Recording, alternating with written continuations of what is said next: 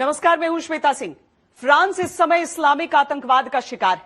उसके नीस शहर में चर्च में घुसकर एक शख्स ने 3 लोगों का कत्ल कर दिया। लेकिन इस घटना का विरोध करने की जगह दुनिया के तमाम देशों से लेकर हिंदुस्तान के कई शहरों में भी मुस्लिम समुदाय के लोग फ्रांस के खिलाफ विरोध प्रदर्शन कर रहे हैं। उनको नाराजगी इस बात को लेकर है कि फ्रांस के राष्ट्रपति इमानुएल मैक्रों ने इस्लामिक कट्टरपंथ के खिलाफ सख्ती का ऐलान किया।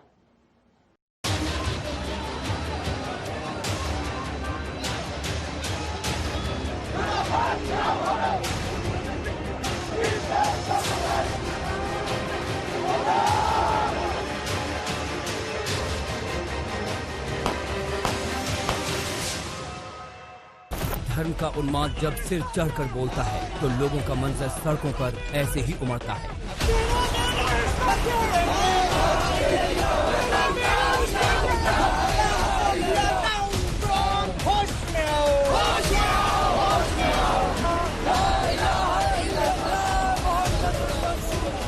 एक तस्वीर पर फ्रांस के नीस शहर में शुक्रवार की सुबह लहूलुहान हो गई। लेकिन ये आक्रोश, ये विरोध उस कट्टरपंथ के खिलाफ नहीं है जिसमें चर्च में घुसकर 3 लोगों को गला रेत कर मार डाला गया, बल्कि ये तेवर भरा प्रदर्शन पैगंबर साहब की एक तस्वीर को लेकर है।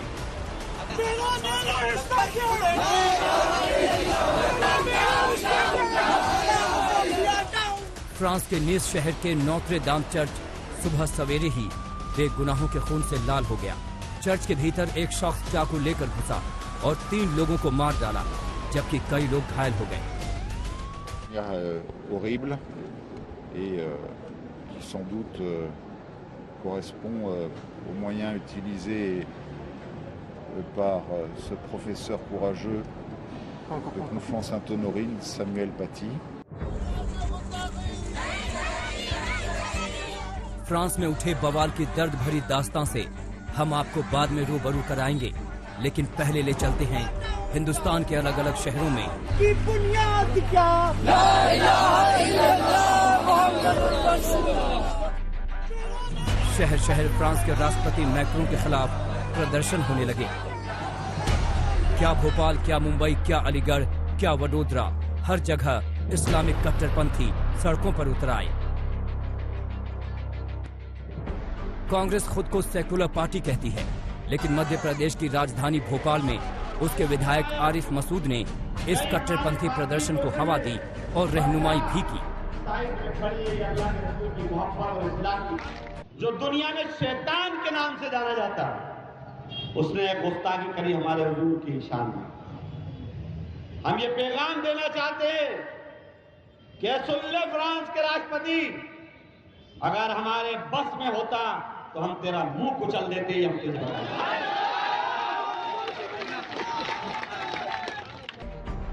फ्रांस के नीस शहर में बेगुनाहों का खून बहा, लेकिन इस्लाम के नाम पर लोगों का आक्रोश और पैगंबर मोहम्मद पर की गई टिप्पणी के खिलाफ प्रदर्शन हुआ। भोपाल में लोगों ने फ्रांस के राष्ट्रपति के खिलाफ जमकर नारेबाजी की। हाथों में विरोध की तख्तियां लिए लोगों ने फ्रांस के खिलाफ नारे लगाए।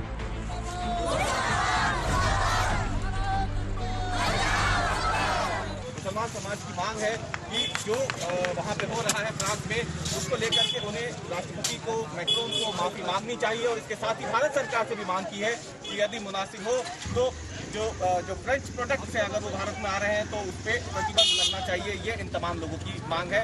और साथ ही में फ्रांस के खिलाफ इनका जो गुस्सा है वो इस तरीके से बढ़ता जा रहा है। हालांकि मुख्यमंत्री शिवराज सिंह चौहान ने तुरंत प्रदर्शन का संज्ञान लिया और कहा कि दोषी बख्शे नहीं जाएंगे। भोपाल के कांग्रेस के विधायक आरिफ मसूद के द्वारा फ्रांस के खिलाफ रैली का आयोजन करना, प्रदर्शन करना, यानी शुद्ध तौर पर आप आतंकवाद का समर्थन कर रहे हैं। हमारी आस्था, हमारे मजहबी, हमारे नबी के ऊपर टिप्पणी हुई, ये हमें दुख पहुंचा, तो इनको इसका लिहाज करना था और इनको ये कहना चाहिए था। हाँ, ये बात सच है कि हम आतंकवाद के कल भी खिलाफ थे, आज भी खिलाफ हैं, लेकिन इससे ये मतलब नहीं कि किसी के धर्म के गुरु के बारे में या नबी के बारे में गुस्ताखी की जाए। ये इजाजत किसी को नहीं दी जाती। भाई, जो राष्ट्र है, अगर वहाँ आतंकवादी गतिविधि होगी तो वहाँ का देश कानून बनाएगा अपने देश की रक्षा के लिए। और आतंकवादी कौन होता है? क्यों यही वर्ग होता है? और जब ये वर्ग होगा, और जहाँ जहाँ भी ये वर्ग है, ये विधर्मियों को सब जगह दंड मिल रहा है। क्यों चीन में ये नहीं उचक पाते? जो चीन कहता है, वहाँ जो नियम बनाते हैं, इनको वहाँ चलना पड़ता है। भोपाल के बाद मुंबई चलिए। किसी देश के राष्ट्रपति के लिए न्यूनतम गरिमा को भी लोग भूल गए। मुंबई में भिंडी बाजार से लेकर नागपाड़ा इलाके तक सड़कों पर फ्रांस के राष्ट्रपति की फोटो लगा दी गई और उनको रौंदा जाने लगा। इमानुएल मैक्रोन है, उनकी तस्वीरें यहाँ पर लगाई गई है और उनके ऊपर से लोग जा रहे हैं। और आपको बता दें, ये जिस इलाके में हम मौजूद है, ये जो नागपाड़ा भिंडी बाजार का इलाका है, यहाँ पर जितनी पूरी तमाम सड़कें हैं, वहाँ पर इस तरीके के फोटोज लगाए गए हैं। फ्रांस सरकार और राष्ट्रपति की इस बेइज्जती पर बीजेपी ने महाराष्ट्र सरकार को कटघरे में खड़ा किया कि उसके राज में ये क्या चल रहा है। हमारे देश के अंदर जो जयचंद है वो हमेशा ही अपने चंद वोटों, सिंहासन के फायदा के लिए हमने दूसरों का साथ दिया है। आज ये बैठ के फ्रांस के आतंकवादियों का साथ दे रहे हैं क्योंकि उनको लगता है उससे ये मध्य प्रदेश में और बिहार में चंद वोट पा जाएंगे। उससे वोट नहीं मिलेगा साहब, उससे ये देश फिर टूटेगा। यही होगा। इस्लाम की बुनियाद क्या? ला इलाहा इल्लल्लाह। उत्तर प्रदेश के अलीगढ़ में अलीगढ़ मुस्लिम यूनिवर्सिटी के छात्रों ने फ्रांसीसी राष्ट्रपति इमानुएल मैक्रों के बयान के खिलाफ प्रदर्शन किया। हाथों में पोस्टर बैनर लेकर छात्र सड़कों पर उतर आए। पूरी दुनिया के अंदर जितने भी मुस्लिम मुमालिक हैं, सब उनके जितने भी चीजें हैं सबको बाइकाट करें और ये बताएं कि जब भी इस्लाम पे कोई आंच आएगी तो हम लोग सब मिलकर तमाम इस्लाम वाले इसका बाइकाट करेंगे। अलीगढ़ के देवबंद में भी ऐसे ही प्रदर्शन हुए और वहां से भी ऐसे ही फ्रांस के खिलाफ मरने मारने पर उतारू होने वाली सोच सामने आई। हम आलम इस्लाम और हिंदुस्तान के मुसलमानों से ये अपील भी करते हैं कि फ्रांस की जितनी भी मसनूआत हैं उन तमाम ही मसनूआत का आलम इस्लाम भी और हिंदुस्तान के तमाम ही मुसलमान बायकाट करें और उससे अपना रिश्ता और ताल्लुक खत्म करें। गुजरात के वडोदरा में भी मैक्रों की तस्वीरों को कुचलते हुए लोगों ने विरोध जताया। मुंबई से सौरभ वक्तानिया के साथ रविशपाल सिंह, भोपाल आज तक। मामला फ्रांस का है, लेकिन मजहब के नाम पर हिंदुस्तान में कई लोग फ्रांस सरकार के खिलाफ खड़े हो गए। लेकिन क्या है भारत सरकार का रुख? इस मामले पर केंद्रीय कानून मंत्री रविशंकर प्रसाद से बात की मेरी सहयोगी अंजना कश्यप ने। बात तनाव की थी सर, तो उस मुद्दे पर भी आते हैं जहां पर फ्रांस के राष्ट्रपति के खिलाफ कई शहरों में भारी भीड़ उमड़ रही है। मुस्लिम समुदाय के लोग विरोध प्रदर्शन कर रहे हैं इमानुएल मैक्रोन का और बहुत भीड़ पहुंच रही है। एक अच्छा रिश्ता हमारा फ्रांस के साथ है और ये तस्वीरें जो देश से निकल रही हैं इस पर सरकार की क्या सोच है, क्योंकि एक जो जबरदस्त गुस्सा अलीगढ़, भोपाल, मुंबई सड़कों पर उनकी तस्वीर लगा दी गई है, नीचे बहुत ज्यादा विरोध हो रहा है। इस पर सरकार क्या सोच रही है? देखिए, पहली बात है, कल प्रधानमंत्री ने ट्वीट करके कहा है कि जो फ्रांस में आतंकवादी घटनाएं हुई वो गलत हैं और भारत फ्रांस के साथ है। और जो मैक्रोन के खिलाफ जिस तरह की अस्तरहीन टिप्पणी कुछ विदेशी नेताओं ने की है, हमने उसको भी भर्त्सना किया है। तो ये हमारा स्टैंड बहुत साफ है। और देखिए, पहले एक बड़ा सवाल सोचना पड़ेगा अंजना जी कि फ्रांस की यह घटना आतंकवाद की घटना है कि नहीं। जो नीस के चर्च में मारा गया, आपको याद है 2 साल पहले एक आतंकवादी ट्रक लेके घुस गया था, लगभग 80 लोग मारे गए थे, आप लोगों ने दिखाया था। तो आतंकवाद के खिलाफ देश को एक होना पड़ेगा। हाँ, किसी की रिलीजियस भावनाओं का असम्मान नहीं होना चाहिए, लेकिन कई लोग रिलीजन की आड़ में आतंकवाद करते हैं कि नहीं, ये आप भी जानती हैं। आप आईटी एंड टेलीकॉम मंत्री हैं सर, इसीलिए अगला सवाल पूछ रही हूँ, क्योंकि कई राष्ट्राध्यक्ष हैं जो बहुत ही मतलब ऐसी बातें सोशल मीडिया पर लिख रहे हैं उन्माद फैलाने वाली। एक एक करके अगर हम लोग नाम ले तो 2-3 की लिस्ट बन जाएगी, टर्की से लेकर इसमें सवाल यह है कि इसको कैसे नियंत्रित किया जाए, इस पर आपकी क्या सोच है? क्योंकि हमारी सोच बहुत स्पष्ट है। हाँ। कि सोशल मीडिया के चलाने वालों को यह सोचना पड़ेगा कि क्या अपने सोशल मीडिया का प्रयोग वो कुछ देश के नेताओं के द्वारा खुलेआम मारने की धमकी को प्रोपोगेट करने के लिए अनुमति देंगे। भारत में तो उनकी बड़ी सख्ती चलती है, ये हेट स्पीच पर कार्रवाई करते हैं, ये हेट स्पीच पर कार्रवाई करते हैं। ठीक है, ये आपकी सोच है, लेकिन अगर कोई देश के नेता खुलेआम मारने की धमकी दें, उन्होंने क्या किया? अकाउंट क्यों नहीं बंद किया?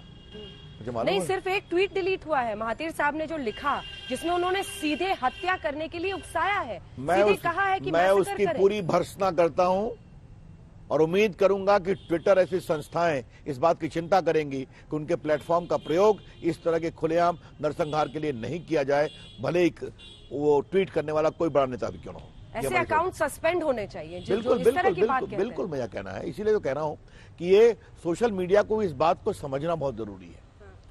और मैं हमेशा कहता रहा हूं कि मैं सोशल मीडिया का बहुत बड़ा समर्थक हूं, क्योंकि इससे कई बेजुबानों को जुबान भी मिली है, लेकिन उसकी एक जिम्मेवारी भी होनी चाहिए।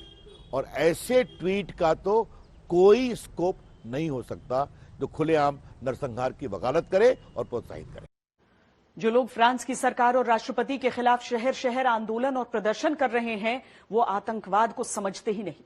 हिंदुस्तान अरसे से आतंक झेल रहा है, लेकिन अब हालात ये हैं कि शांत और समृद्ध माना जाने वाला यूरोप आतंकवाद की लपटों में घिर चुका है। इसका सबसे बड़ा शिकार फ्रांस बना है, जहां पिछले कई सालों से आतंकवाद पांव पसार रहा है। वहां एक बार फिर बेगुनाहों का खून बहा है, जिसमें नीस के एक चर्च में एक शख्स ने चाकू से 3 लोगों को मौत के घाट उतार दिया।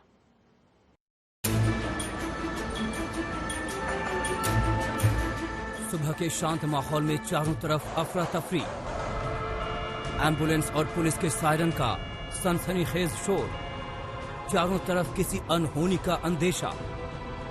फ्रांस के नीस शहर के नोत्र दाम चर्च के बाहर मची इस खलबली से आसपास के लोगों को अंदेशा हो गया कि कुछ अनहोनी हुई है, लेकिन किसी ने ये नहीं सोचा था कि ये कोई आतंकी हमला हो सकता है। जल्द ही पता चला कि उस चर्च में कट्टरपंथ की आग में झुलस रहे एक शख्स ने खूनी मंजर पैदा कर दिया था। horrible et qui sans doute correspond aux moyens utilisés par ce professeur courageux de Conflans-Sainte-Honorine, Samuel Paty. ये आतंकवादी हमला नीस के नोत्र दाम चर्च के अंदर गुरुवार सुबह करीब 9 बजे हुआ। चाकू लेकर घुसे एक शख्स ने अंदर बैठे लोगों पर ताबड़तोड़ वार करने शुरू कर दिए। हमलावर ने 2 लोगों का गला काट दिया, जबकि एक शख्स की चाकुओं के वार से हत्या कर दी।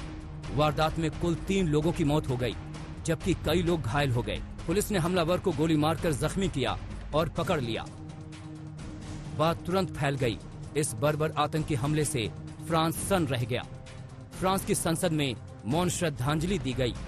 नीस के हमलावर को पुलिस ने अस्पताल पहुंचा दिया, लेकिन जिस तरह जीते जागते इंसान का गला चाकू से काटा गया, उससे हमलावर के जहन में आईएसआईएस और तालिबान की तरह जिहादी जहर सवार रहा होगा। लेकिन इस पर दुनिया के तमाम मुस्लिम देशों में फ्रांस के ही खिलाफ विरोध प्रदर्शन और आक्रोश शुरू हो गया। ये गुस्सा फ्रांस के राष्ट्रपति मैक्रों के उस बयान के बाद भड़का, जिसमें फ्रांस ने इस्लामिक आतंकवाद और कट्टरवाद को जड़ से खत्म करने का ऐलान किया है। What we must fight is Islamist separation. हमें इस्लामिक कट्टरवाद से लड़ना ही होगा। Socio-political project. इसका आगाज पिछले 16 अक्टूबर को हुआ, जब पेरिस में एक स्कूल टीचर सैमुअल पैटी की गला काटकर हत्या कर दी गई।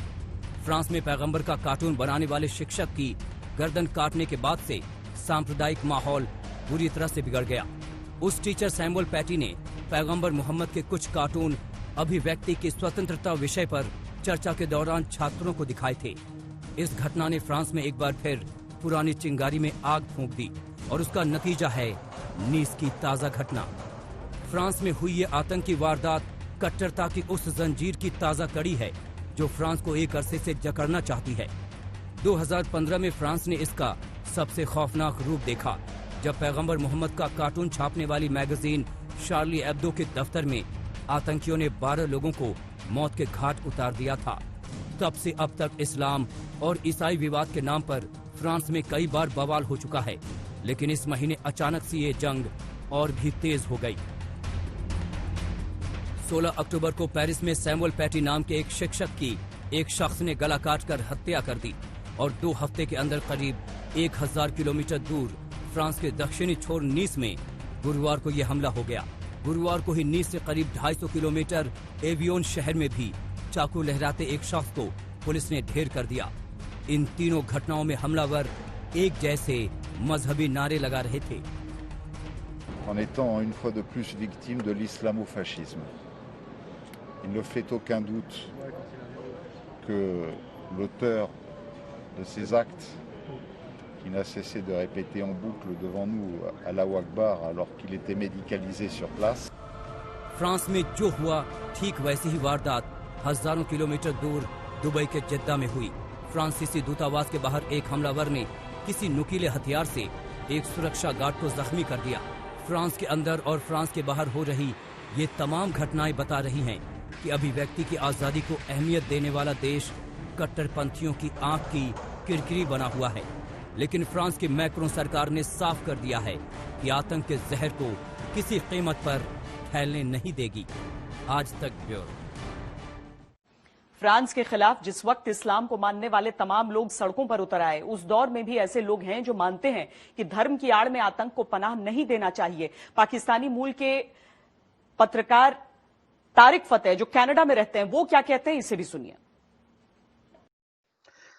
ये प्राइमरी एक सवाल पूछा जाता है हमेशा हिंदुस्तान में कि पहले हिंदुस्तान है या पहले आपका इस्लाम है।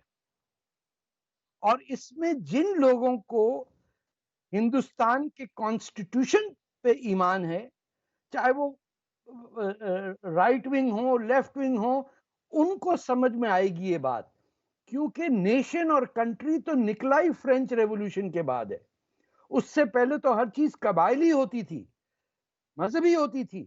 ये 18वीं सेंचुरी का फ्रेंच रेवोल्यूशन है जिसकी वजह से वर्ड कंट्री निकला और लोग ट्राइबलिज्म से निकले।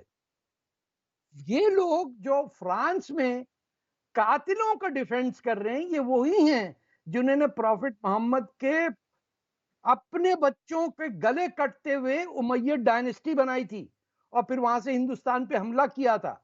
ये सोच अलग नहीं है, ये वही है जो मस्जिदों में पढ़ाई जाती है। 50,000 मस्जिदों में हर जुम्मे को दुआ मांगी जाती कि या अल्लाह मुसलमानों को कौमुल काफरीन पे फतह नसीब करे। फ्रांस में पैगंबर के कार्टून को लगातार प्रकाशित किए जाने से मुस्लिम देश नाराज थे। दूसरी तरफ फ्रांस के राष्ट्रपति मैक्रोन ने कार्टून दिखाने वाले टीचर की हत्या के बाद कट्टरपंथी संगठनों पर कड़ी कार्रवाई की। इस कार्रवाई के बाद मुस्लिम देशों में मैक्रोन को शैतान का पुजारी कहा जाने लगा। वहीं फ्रांस में बने और सामानों के बहिष्कार की मांग भी तेज हो गई।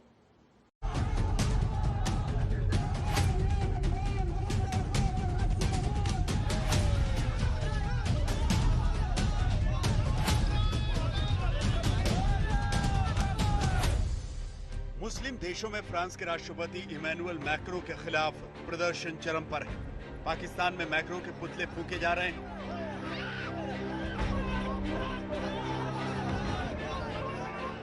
ईरान में मैक्रो को राक्षस कहा जा रहा है।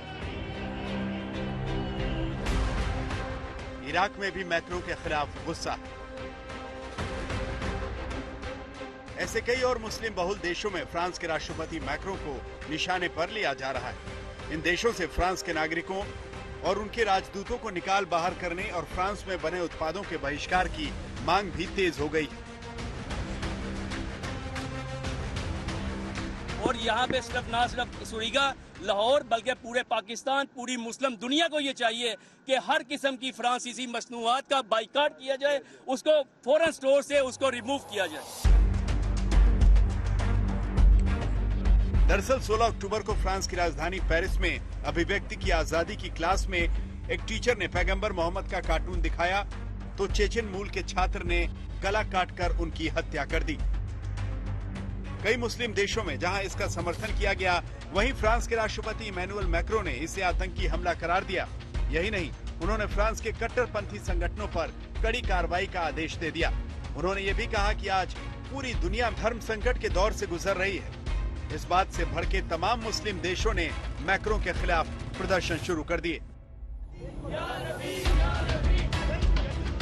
वहीं फ्रांस के बहिष्कार की मुहिम का नेतृत्व किया तुर्की के राष्ट्रपति रेसिप तैयब एर्दोगान ने। उन्होंने अपने देशवासियों से फ्रांस का सामान न खरीदने की अपील की। एर्दोगान और फ्रांस के बीच जुबानी जंग लगातार जारी है। शार्ली एब्दो ने एर्दोगान का मजाक उड़ाने वाला कार्टून प्रकाशित किया, जिससे तुर्की भड़क गया। एर्दोगान ने कहा कि मैक्रों को मेंटल ट्रीटमेंट की जरूरत है। वहीं उन्होंने पूछा कि इस शख्स को मुसलमानों और इस्लाम से क्या समस्या है। एर्दोगान का आरोप था कि मैक्रों इस्लामोफोबिया फैला रहे हैं। फ्रांस और तुर्की नाटो के सहयोगी हैं, लेकिन इस्लाम के नाम पर तुर्की ने फ्रांस के खिलाफ मोर्चा खोल दिया है।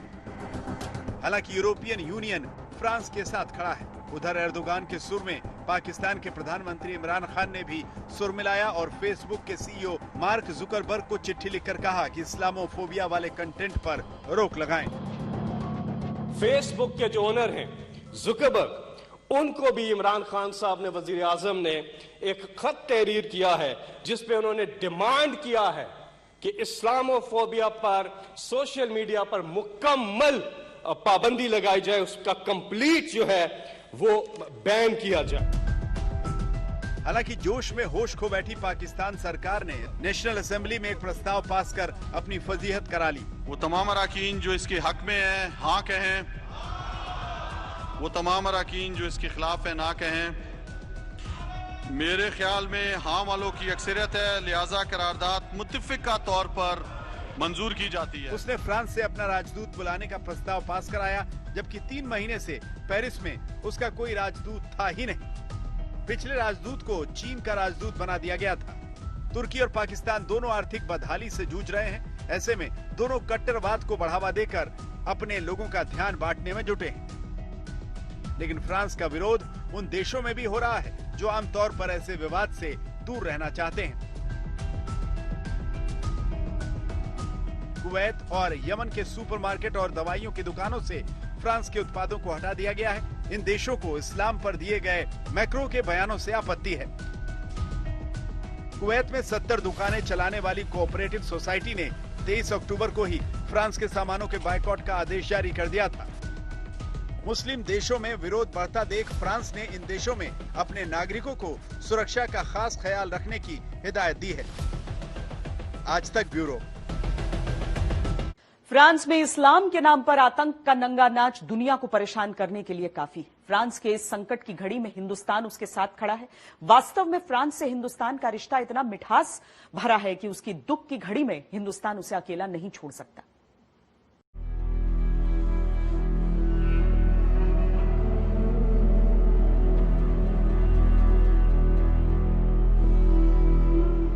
फ्रांस आंसुओं में डूबा है। वो कराह रहा है आतंकी की उस मार से जिसने मजहब का बाना पहन रखा है। उसके पास आज शब्द नहीं हैं तो आंसुओं के वो कतरे जो थमने का नाम नहीं ले रहे।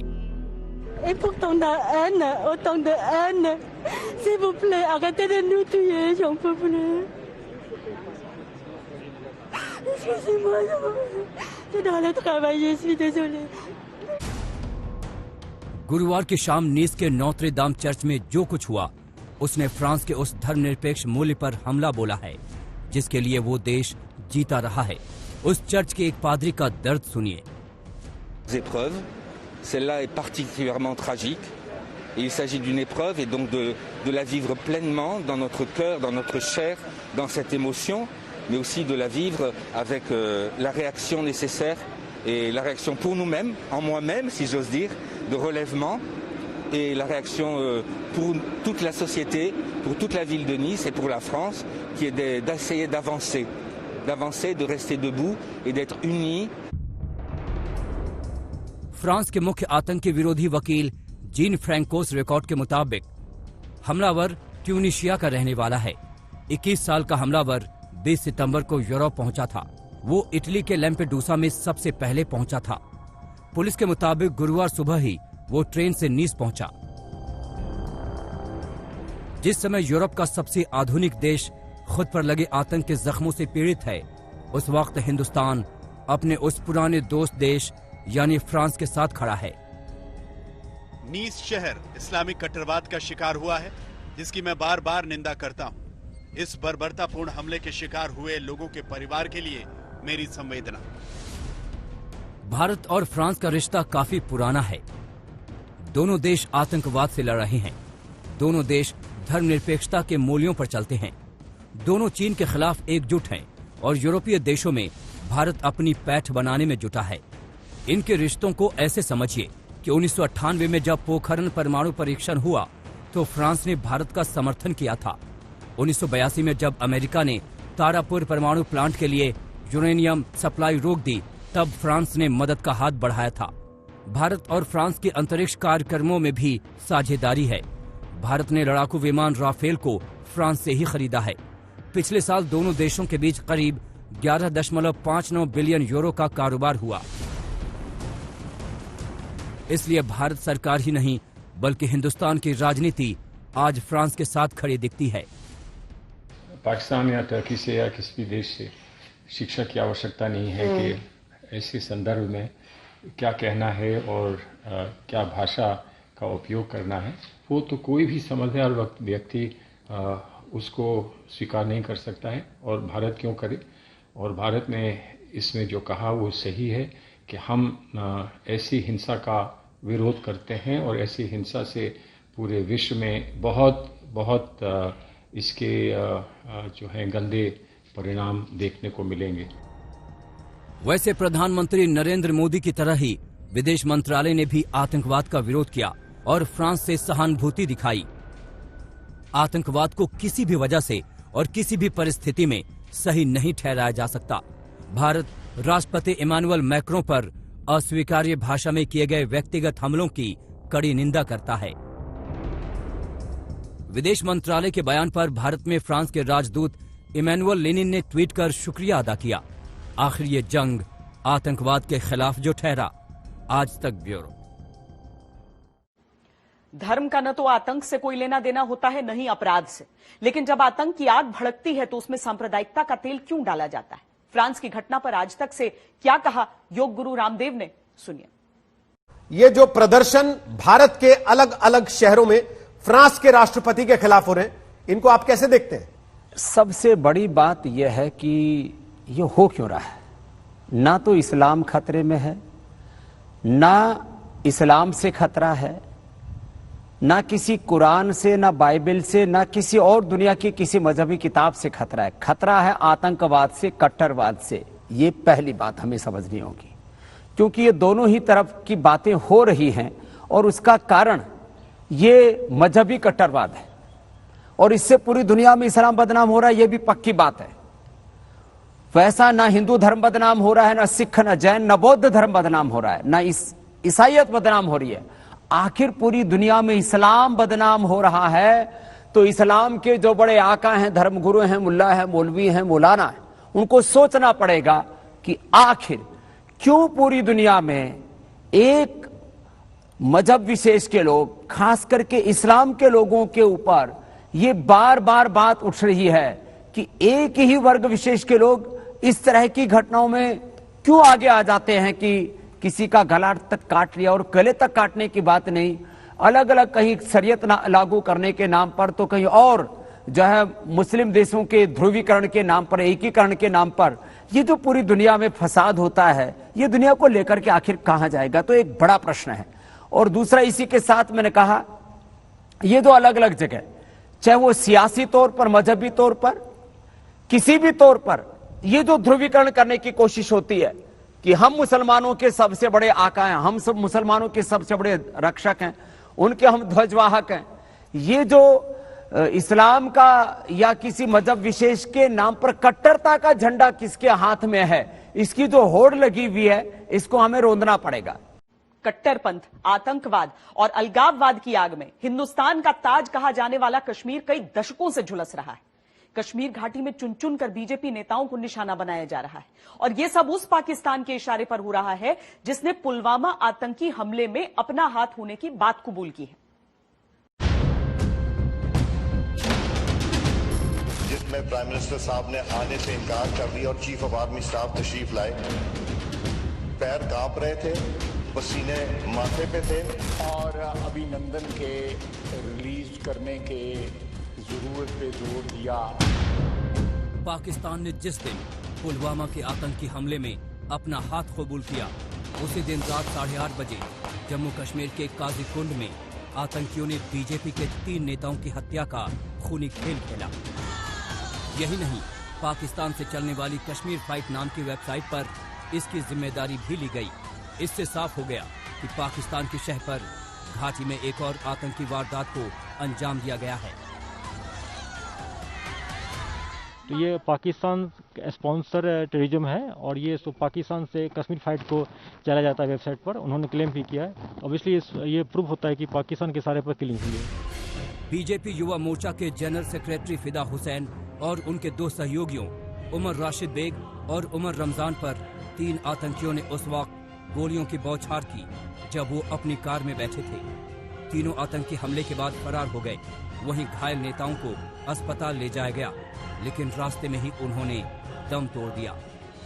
कश्मीर में कई दशकों से नफरत और आतंक फैलाने वाले कट्टरपंथी पाकिस्तान की शह पर चुन चुन कर बीजेपी नेताओं को निशाना बना रहे हैं। प्रधानमंत्री नरेंद्र मोदी ने आतंकी हमले की निंदा की है। उन्होंने ट्वीट किया, मैं अपने 3 युवा कार्यकर्ताओं की हत्या की निंदा करता हूँ। वो होनहार युवक थे जो जम्मू कश्मीर में बेहतरीन काम कर रहे थे। शोक की इस घड़ी में मेरी संवेदना उनके परिवारों के साथ है। उनकी आत्मा को शांति मिले। इससे पहले भी पाकिस्तान की शह पर बीजेपी के नेताओं को निशाना बनाया गया था। 8 जुलाई को बीजेपी नेता वसीम बारी के अलावा उनके भाई और पिता की हत्या कर दी गई थी। 4 अगस्त को कुलगाम के आखरन नवपुरा में बीजेपी के नेता और सरपंच आरिफ अहमद पर जानलेवा हमला हुआ।